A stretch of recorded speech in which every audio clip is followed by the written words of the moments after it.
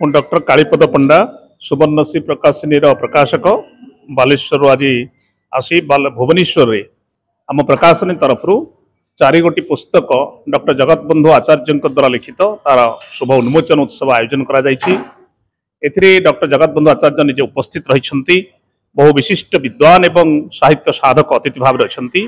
ଏ 4 ପୁସ୍ତକ ମଧ୍ୟରେ 3 କବିତା ପୁସ୍ତକ ଅଛି। ଗୋଟିଏ ହେଲା କାକଟସର ଲୁହ, ଗୋटे अपरिचित सहर, गोटे बाट भोला चढ़ई। 3 कविता पुस्तक बाहर गोटे भ्रमण कहानी अच्छी डॉक्टर आचार्य लिखित से हूँ श्रीलंका 7 राति। ओडिया साहित्य में अनेक भ्रमण कहानी अच्छी किंतु मात्र 7 दिन श्रीलंकार रहणी भितर जो अनुभव टी को साउंटी डॉक्टर जगतबंधु आचार्य ताकू एते तथ्ययुक्त एवं तत्वनिष्ठ करी एक काव्यिक छटारे जेभली वर्णना करिसेंते आपण पढ़िले प्रति पृष्ठा पर आर पृष्ठार कौन अच्छी जानिबा को उत्सुकता बढ़िबो। तर कविता होची जीवनवादी कविता, समाजर एवं परिवार जीवनर अति वास्तव घटना को से अति सरल सावलील भाषा रे छंद युक्त कोठी अब केउठी छंद मुक्त भाव रे चमत्कार वर्णना रे से वर्णना करिसेंती। कविता गुड़िक पाठकर हृदय गभीर रेखापात करिबारे समर्थ बोली मोर अनुभव। मु आशा करुच्ची ओडिया साहित्यर ये जो 3 कविता पुस्तक भ्रमण कहानी निश्चित भाव में जगतबंधु आचार्य स्वातंत्र्य को प्रमाणित करिबारे यथेष्ट सहायक है। से मते कहिथिले जे बालेश्वर होची ओडिशार द्वितीय प्रिंटिंग प्रेस एवं ओडिशा प्रथम साहित्य पत्र उत्कल दर्पण प्रकाशन स्थान। सेही भूमि रे द्वितीय प्रिंटिंग प्रेस जो सेनापति एंड को प्रेस तैयारी हेतिला एवं सेतरे महाराजा वैकुंठनाथ देव एवं फकीर मोहन सेतरे मिसिकी जो कार्यटी करथिले से प्रकाशन शिल्पर गोटे बड़ इतिहास थिला।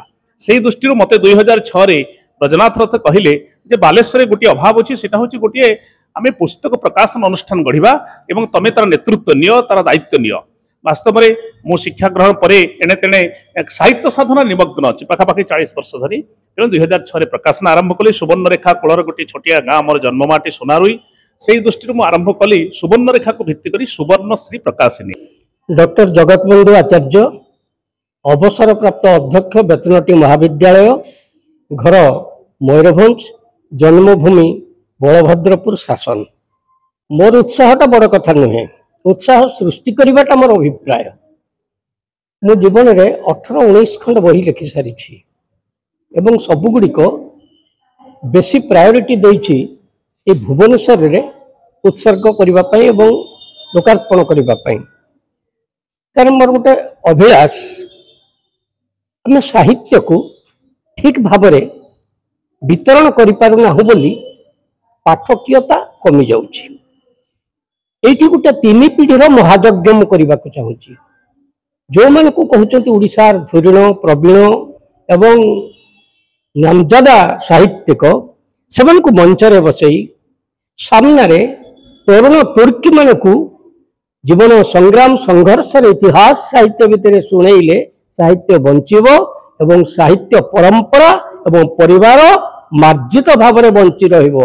नले मु लेखिली डस्टबिन को चली जीवो, मु आपनकर पढ़िबी नहीं, आपण मोर सुनिबे नहीं। तेणु गोटे परंपरा एवं ऐतिह्यटा को बजाई रखिबा पई उड़िया अस्मिताटा को मर्यादा देबा पई भुवनेश्वर माटी रे मु भंज माटी रो चली आसी एकाम्र माटी रे साहित्य को अन्य मान को दबा पई आसी छी। मु हेछि जगतबंधु आचार्यंकर सबुठु बड़ नातुणी सूर्या महापात्र। 25 वर्ष तले मु जन्म हेतली एवं मो अजा सबुठु तांकर प्रथम बही लिखिथिले पुस्तकटी। से पुस्तक होछि कोन ईर्षा एक ऋतु। सेथिरे सेटा मते से डेडिकेट करथिले।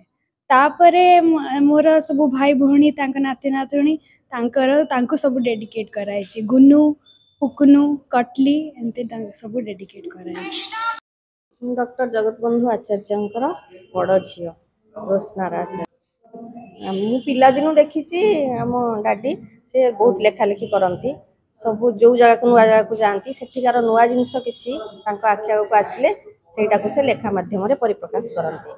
ताहले आमे से लेखार ही जानीपर से समय से जगार माने सब विषय आम जाना पाइबू।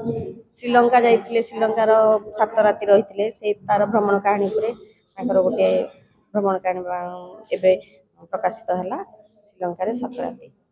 आ जो जगह को जाती से किसी नुआ नुआ जिनस आकर्षण करे से लिखती। मो सत्यशंकर आचार्य, जगतबंधु आचार्य मोर बापा। सी तांकर ଲେଖାଲେଖି ପ୍ରତି ବହୁତ ରୁଚି ରହିଛି ଆଉ ସେ ଲେଖି ଆସୁଛନ୍ତି ବୋଧେ ଆଜିକୁ 50 ବର୍ଷ ହବ ସେ ଲେଖି ଆସୁଛନ୍ତି କହିଲେ କିଛି ଭୁଲ ହବ ନାହିଁ। ସେ ତାଙ୍କର ଉତ୍କଳ ୟୁନିଭର୍ସିଟିରେ ପଢ଼ିବା ଦିନରୁ ସିଏ ଲେଖାଲେଖି ଆରମ୍ଭ କରିଛନ୍ତି।